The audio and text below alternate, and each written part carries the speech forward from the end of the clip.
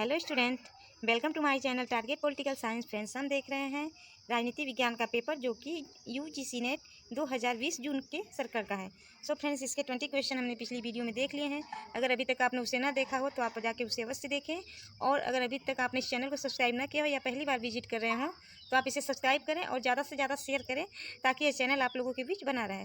चलिए स्टार्ट करते हैं अपनी क्लास को। तो हमारा जो पहला क्वेश्चन है आज की क्लास का कि व्यक्तिवादी अराजकतावाद जो है उसके निम्नलिखित में से कौन सी मुख्य विशेषताएं नहीं है। तो व्यक्तिवाद या अराजकतावाद की जो मुख्य विशेषताएं नहीं है वो हमें बतलानी है। तो देखिए, हमारा आंसर इसमें सही होता है ऑप्शन डी, यानी जैववादिता। जैववादिता जो है वह व्यक्तिवादी अराजकतावाद की विशेषता नहीं है। बाकी जो निजी संपत्ति है, अति उदारवाद है, एंड सभी नवज्ञा जो है, तो ये क्या है, ये उसके मुख्य विशेषताएं हैं। देखिए, जो व्यक्तिवाद अराजकतावाद है उसकी जो मतलब ये तो जैववादिता तो नहीं है, इसकी मुख्य विशेषताओं में से जैववादिता नहीं आती है। बाकी ये तीनों है। व्यक्तिवादी अराजकतावाद राज्य को समाप्त कर क्या चाहता है कि राज्य को समाप्त कर व्यक्ति और राष्ट्रों के बीच स्वतंत्र और सहज सहयोग द्वारा न्याय संगत की व्यवस्था चाहता है। कौन? तो ये अराजकतावादी व्यक्तिवादी अराजकतावाद जो है वह क्या चाहता है, वह राज्य को समाप्त कर व्यक्तियों और राष्ट्रों के बीच स्वतंत्र और सहज सहयोग द्वारा न्याय संगत व्यवस्था स्थापित करना चाहता है। और आधुनिक अर्थों में व्यवस्थित ढंग से अराजकतावादी सिद्धांत का प्रतिपादन जो किया है वह विलियम गाडविन ने किया है। इसके अतिरिक्त जो जॉर्ज सोरेल हैं एंड रॉबर्ट नोजिक हैं, उन्होंने भी विशेष दृष्टि से अराजकतावादी चिंतन की धारा में को स्वीकार किया है। और व्यक्तिवादी अराजकतावाद क्या है, तो व्यक्तिवाद का ही विकसित रूप है जो मानता है कि व्यक्ति के विकास की परंपरा में एक स्थिति ऐसी आती है जब अपने महत्व तथा नैतिक जगत के नियमों में समझ के राज्य को निरंकुश सत्ता के समक्ष झुकने से मना कर देता है। ऐसी परिस्थिति में धीरे धीरे समाज राज्य के स्थान पर समूहों के माध्यम से क्या करता है, तो समाजी जरूरतों को पूर्ण करने लगता है। तो यही है व्यक्तिवादी अराजकतावाद। और ये राज्य चर्च और निजी संपत्ति का विरोध करते हैं। तो चलिए स्टार्ट करते तो अगला क्वेश्चन देख लेते हैं। देखिए, हमारा अगला क्वेश्चन है इंटरनेशनल क्रिमिनल कोड आईसीसी यानी अंतर्राष्ट्रीय आपराधिक न्यायालय की मुख्य विशेषताएं कौन सी है, तो ये हमें बतलाना है। तो देखिए, इसमें ऑप्शन ये दिया गया है कि आईसीसी की कोर्ट ऑफ लास्ट रिपोर्ट के रूप में रोम विधि स्टैच्यू द्वारा स्थापित किया गया था। तो यह कथन सत्य है, क्योंकि रोम विधि द्वारा ही 17 जुलाई 1998 में जो इसकी अंतर्राष्ट्रीय संधि हुई थी उसी के सापेक्ष में इसकी स्थापना हुई थी 1 जुलाई 2002 को। और ये जो आईसीसी अपने अधिकार क्षेत्र का तभी प्रयोग कर सकता है जब राष्ट्रीय न्यायालय जांच करने अथवा अभियोजन चलाने के लिए अनिच्छुक अपना असमर्थ हो। तो ऑप्शन बी भी हमारा सही होता है। और जो देखिए थर्ड है कि यहाँ युद्ध आपराधिक कृत्यों के विरुद्ध अभियोजन नहीं चला सकता। तो देखिए ये गलत है, क्योंकि इसकी स्थापना जो हुई है वही विभिन्न अपराधों के खिलाफ अभियोजन के लिए अंतिम उपाय के रूप में इसकी की गई है। तो यहाँ अभियोजन के मतलब कृत्यों के विरुद्ध में एक की गई है इसका, तो यह अभियोजन चला सकता है। तो यह गलत हो जाता है। और ऑप्शन डी जो है आईसीसी हेग में स्थित नहीं है। इसका जो आईसीसी का जो ये है इसका मुख्यालय, देखिए इसमें क्या है, मुख्यालय जो है वह हेग में स्थित है। तो गलत है ये भी, क्योंकि आईसीसी का जो मुख्यालय है वह हेग में स्थित है। तो हमारा ऑप्शन पहला सही होता है, option A and B. Option A सही होता है। देखिए, जो अंतर्राष्ट्रीय आपराधिक न्यायालय है वो विश्व में प्रथम स्थायी अंतर्राष्ट्रीय आपराधिक न्यायालय है, जो रोम संविधि 17 जुलाई 1998 नामक जो अंतर्राष्ट्रीय संधि हुई थी उसके द्वारा स्थापना हुई थी इसकी 1 जुलाई 2002 को। यह अपने अधिकार क्षेत्र का प्रयोग तभी कर सकता है जब राष्ट्रीय न्यायालय जांच करने अथवा अभियोजन चलाने के लिए अनिच्छुक अथवा असमर्थ हो। इसका मुख्यालय हेग में है। तो वर्तमान में इसके कितने सदस्य हैं, तो इसमें वर्तमान में 124 सदस्य देश हैं, और 124वां देश जो है वो मलेशिया बना है। इसकी स्थापना हुई थी विभिन्न अपराधों के खिलाफ अभियोजन के लिए अंतिम उपाय के रूप में की गई थी, ताकि उन अपराधों के खिलाफ मुकदमा चलाया जा सके जो अन्यथा अदंडित रह जाते हैं। तो हमारा ऑप्शन इसमें फर्स्ट ही होता है। चलिए अगला क्वेश्चन देख। जो आईसीसी का जो क्षेत्राधिकार है उसे भी देख लेते हैं। देखिए, आईसीसी का जो क्षेत्राधिकार मुख्यतः 4 प्रकार के अपराधों पर ही होता है।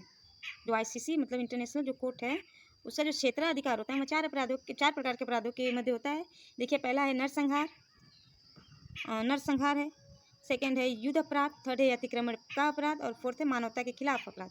यानी आईसीसी का जो क्षेत्राधिकार है वह है नरसंहार, युद्ध अपराध, अतिक्रमण का अपराध, मानवता के खिलाफ अपराध।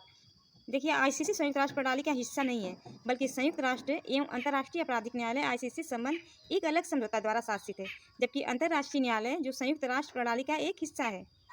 सही है, जो आईसीसी है वह संयुक्त राष्ट्र प्रणाली का हिस्सा नहीं है, लेकिन जो अंतर्राष्ट्रीय इंटरनेशनल कोर्ट ऑफ जस्टिस है वह जो है वह संयुक्त राष्ट्र प्रणाली का एक हिस्सा है। तो इसमें कन्फ्यूज मत होइएगा।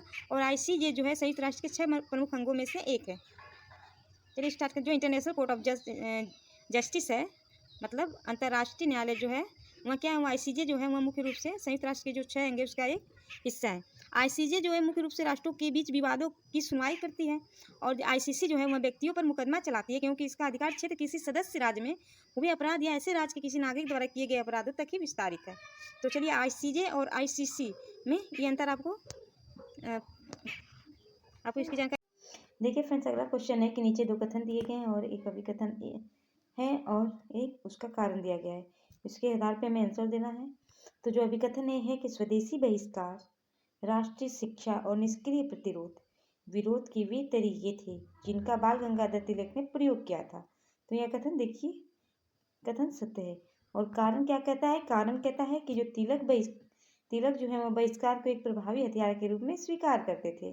तो यह भी कथन सही है, यानी ए और आर दोनों सत्य है और जो व्याख्या आर कर रहा है कि वो भी सत्य है। तो इस आधार पे हमारा जो आंसर होता है वह सही होता है ऑप्शन ए और आर दोनों सही है और ए की सही व्याख्या आर कर रहा है।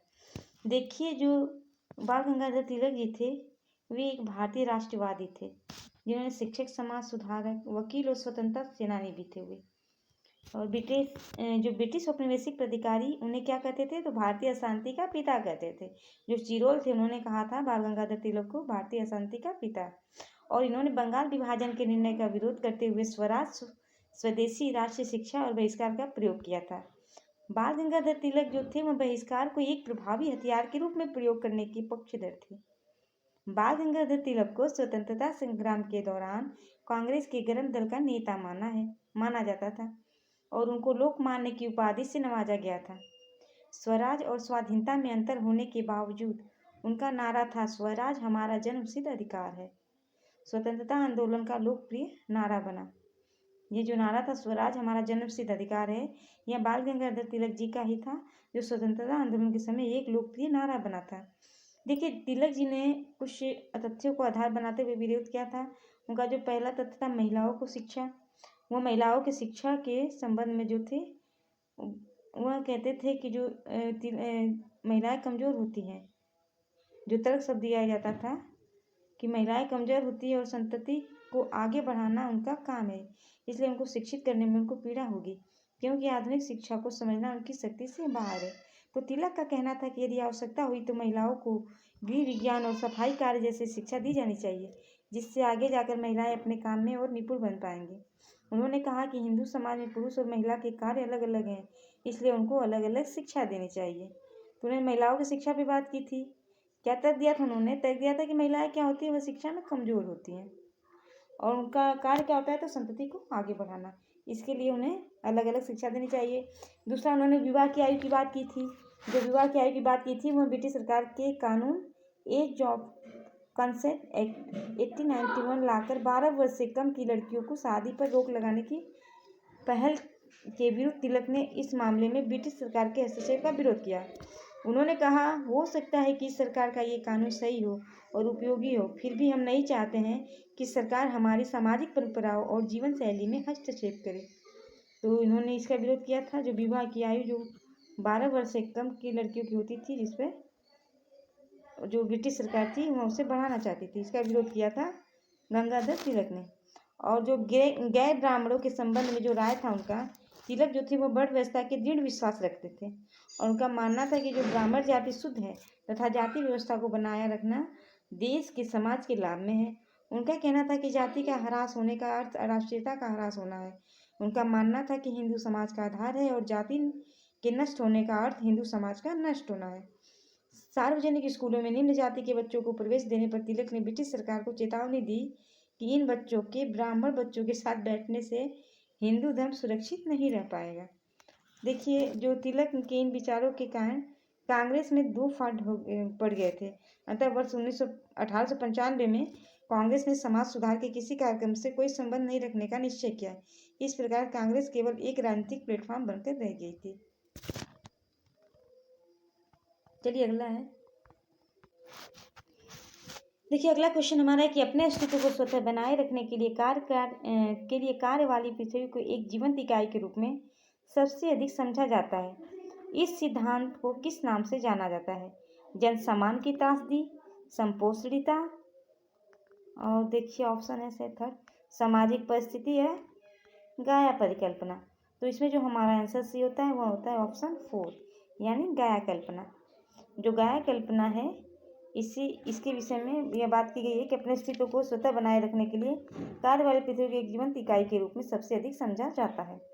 देखिए, अपने अस्तित्व को स्वतः बनाए रखने के लिए कार्य वाली पृथ्वी को एक जीवंत इकाई के रूप में सबसे अधिक समझा जाता है।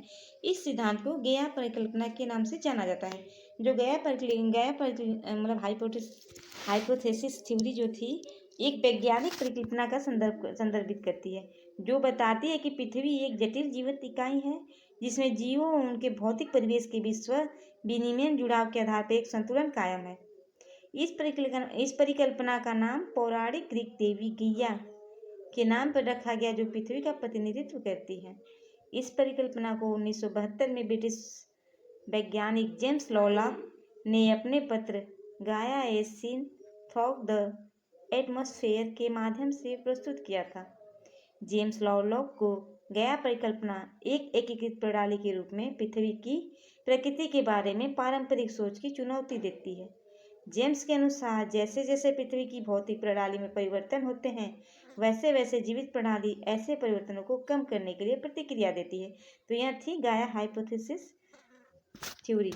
इसके बारे में देखिए, 2021 का भी जो आया था उसमें दोनों शिफ्ट के पेपर में पूछा गया था। चलिए अगला क्वेश्चन देखते हैं। देखिए, अगला क्वेश्चन जो है कि भारतीय राजनीतिक व्यवस्था के संदर्भ में कौन से कथन असत्य हैं। तो हमें इसमें से भारतीय राजनीतिक व्यवस्था के संदर्भ में जो कथन गलत है उसे बतलाना है। तो देखिए, दिया गया है दोहरा शासन, संसद की सर्वोच्चता, संघ की अक्षुण्णता और राज्यों की अक्षुण्णता। तो जो इसमें हमारा सही होता है वो देखिए होगा ऑप्शन बी होगा, संसद की सर्वोच्चता की बात नहीं की गई है भारतीय राजनीतिक व्यवस्था में, और राज्य की अक्षुण्णता की भी बात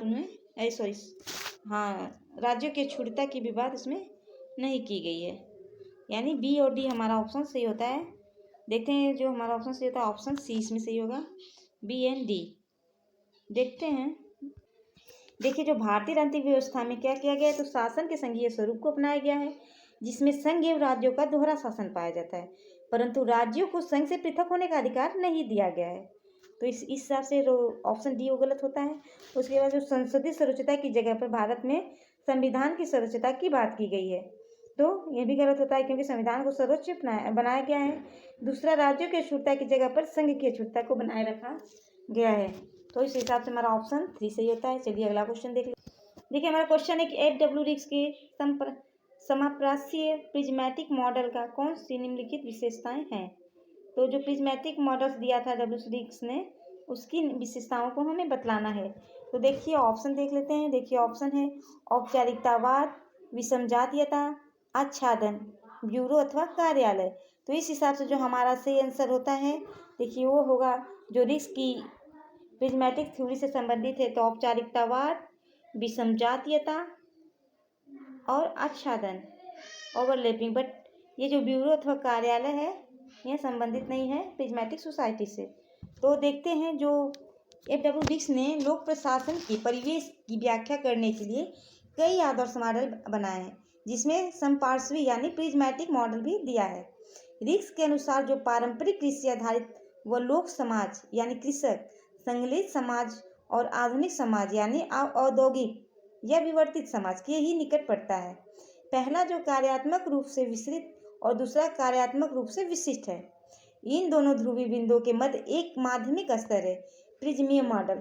ठीक, प्रिज्मीय मॉडल क्या है कि जो पारंपरिक कृषि आधारित जो लोक समाज है और जो आधुनिक समाज यानी औद्योगिक विवर्तित जो समाज है, उन दोनों के निकट पड़ता है।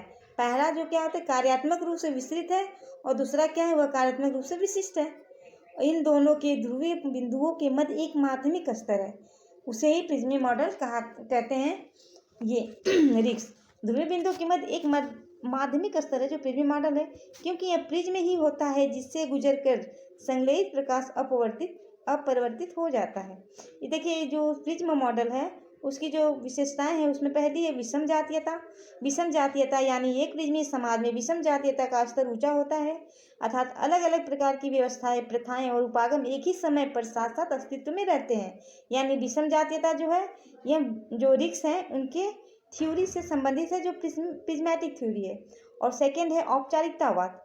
औपचारिकतावाद जो है ये प्रिज्मीय समाज में औपचारिकता का स्तर काफ़ी ऊंचा होता है, अर्थात औपचारिक तौर पर दिए गए सुझाव एवं प्रभाव में व्यवहार में उतारी गई चीज़ों में प्रथाओं एवं वास्तविकताओं में एक विसंगति या असमानांतर होती है। और थर्ड जो उनकी थ्योरी की विशेषता है वह है आच्छादन, यानी एक प्रिज्मी समाज में परस्पर व्याप्ति की परिघटना होती है, अर्थात यह वह स्तर है जहाँ एक संगठित समाज की अग्रीकृत संरचनाओं के साथ यह अस्तित्व में रहती है। तो यह थी प्रिज्मेटिक मतलब ये था डब्ल्यू डिक्स का। अगला क्वेश्चन देख लेते हैं। देखिए अगला क्वेश्चन दिया गया है कि निम्नलिखित में से कौन उत्तर आधुनिक विचारक नहीं है। उत्तर आधुनिक विचारक नहीं है तो देखिए जीन फ्रांसवा लिटार्ड, मिशेल फुकोल्ट, रिचर्ड रोटी या हर्बर्ट मार्क्यूज। तो इसमें हमारा आंसर सही था ऑप्शन 4 यानी हर्बर्ट मार्क्यूज। जो हर्बर्ट मार्क्यूज हैं ये जर्मन अमेरिकी मार्क्सवादी समाजशास्त्री एवं राजनीतिक सिद्धांतवादी थे। मार्क्यूज पूंजीवाद समाज पर अपने महत्वपूर्ण विचारों के लिए जाने जाते थे और वे फ्रैंकफर्ट स्कूल के प्रमुख सदस्य भी थे। उत्तर आधुनिकता की पहली परिकल्पना जो दी थी वह दी थी अर्नाल्ड टॉयनबी ने। अर्नाल्ड टॉयनबी ने अपनी प्रमुख पुस्तक स्टडी ऑफ हिस्ट्री 1924 के भाग 1 में की थी। किसकी परिकल्पना? तो उत्तर आधुनिकता की। और वे आधुनिकता की समाप्ति के बाद की स्थिति को उत्तर आधुनिकता मानते थे, जबकि जो टॉयनबी जो थे वह अपनी इस पुस्तक की 5वें भाग का लेखन करते करते, जिसका प्रकाशन वर्ष 1939 में हुआ, उन्होंने 2 यूरोपीय युद्धों के बीच का काल यानी वर्ष 1918 से 1939 के लिए उत्तर आधुनिक शब्द का प्रयोग किया था टॉयनबी ने।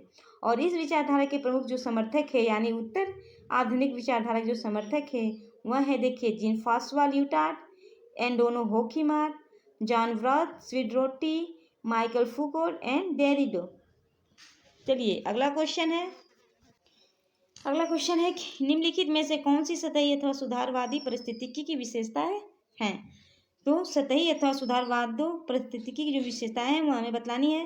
पहला है कि सुधारवादी परिस्थितिकी व पूंजीवादी आधुनिकता के मध्य सामंजस्य स्थापित करनी चाहती है। सेकेंड है कि यह वृद्धि की सीमाओं को स्वीकार करती है।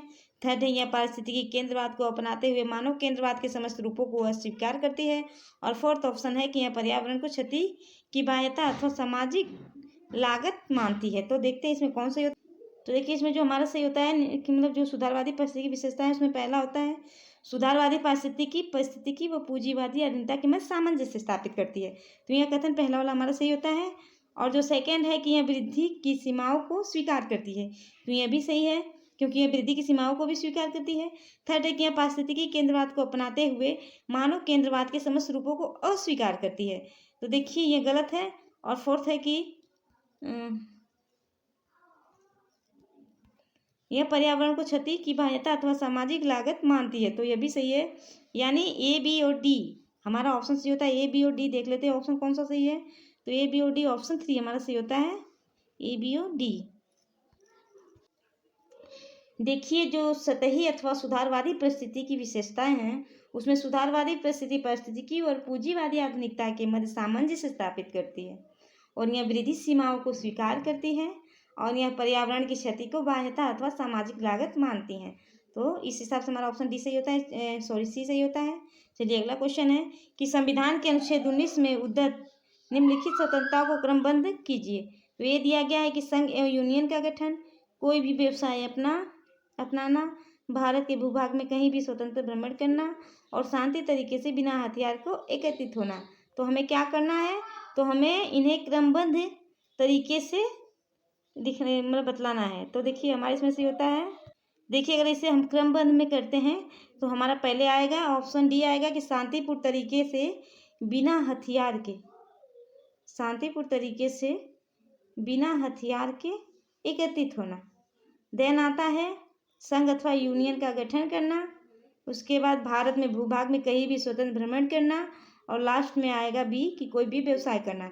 इस हिसाब से जो हमारा आंसर होता है डी, ए, बी एंड सी। तो देखिए आंसर इसमें का देखिए आंसर गलत कट नहीं है।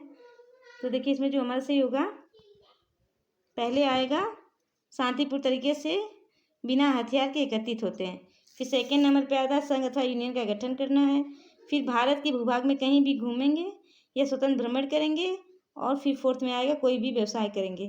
तो हमारा ऑप्शन ऐसे होता है। चलिए इसके बारे में बतला देते हैं आपको कि जो संविधान के अनुच्छेद में वर्णित 6 स्वतंत्रताओं का की बात की गई है, जिनका जो क्रम है, पहला है वाक एवं अभिव्यक्ति की स्वतंत्रता, जिसका प्रयोग 19 आर्टिकल 19(1) या क के तहत है। और सेकंड है शांतिपूर्ण सभा या सम्मेलन की स्वतंत्रता, 19(1)(b) के तहत। और संघ एवं समूह बनाने के, उसके बाद आता है संघ व समूह बनाने की स्वतंत्रता, जिसका प्रयोग किया गया 19(1)(c) के तहत। चौथा है भ्रमण की स्वतंत्रता, जिसका प्रयोग है 19(1)(d) के तहत। और पांचवा है निवास की स्वतंत्रता, जिसका आर्टिकल है 19(1)(e) के तहत। और लास्ट में आता है व्यापार वाणिज्य एवं व्यवसाय की स्वतंत्रता, जो 19(1)(2) के तहत इसका वर्णन किया गया है। तो वाक एवं अभिव्यक्ति की स्वतंत्रता, शांतिपूर्ण सभा या सम्मेलन करने की स्वतंत्रता, संघ व समूह बनाने की स्वतंत्रता, भ्रमण की स्वतंत्रता, निवास की स्वतंत्रता, फिर व्यापार वाणिज्य व्यवसाय की स्वतंत्रता। और एक बात बतला दें आपको कि जो ये अनुच्छेद 19 है वह केवल भारतीय नागरिकों को प्राप्त है। चलिए अगला क्वेश्चन देख लेते हैं। देखिए जो अगला क्वेश्चन है कि उत्तर शीत युद्ध युग में निर्गुट आंदोलन की प्रासंगिकता का विश्लेषण करने हेतु किसने the new northern concept of power NNCP का विचार दिया। उत्तर शीत युग में निर्गुट आंदोलन की प्रासंगिकता का विश्लेषण करते हुए किसने the new northern concept of power NNCP का विचार दिया। SS राजन, HD मुनि, AP राणा, मुचकुंद दुबे। तो इसमें हमारा जो आंसर सी होता है वह सी होता है ऑप्शन सी, यानी AP राणा। AP राणा ने NNCP का विचार दिया था। देखिए उत्तर शीत युग में जो निर्गुट आंदोलन की प्रासंगिकता का विश्लेषण करने हेतु the new northern concept of power का विचार किसके द्वारा दिया गया था, तो AP राणा के द्वारा। चलिए अगला क्वेश्चन